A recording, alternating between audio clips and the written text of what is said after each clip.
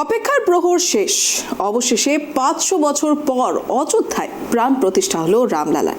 সকাল থেকেই রাম নামে মুখরিত অযোধ্যা থেকে সমুদ্র হিমাচল, সরজুর তীর থেকে 7 সমুদ্র জুড়ে শুধুই রাম নাম।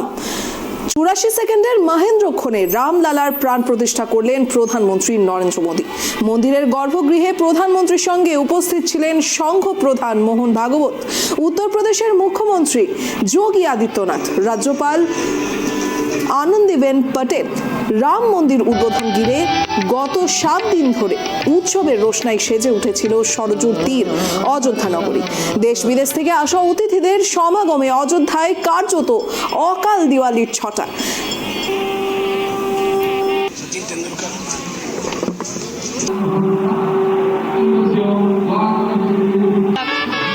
डॉक्टर मोहन राव भागवत,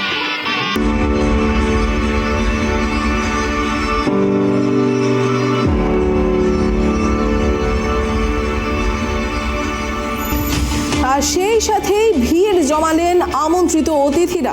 নেতা, মন্ত্রী, আমলা থেকে শুরু করে ভিআইপি হাই প্রোফাইল তারকারা উপস্থিত ছিলেন রাম মন্দিরের উদ্বোধনী অনুষ্ঠানে।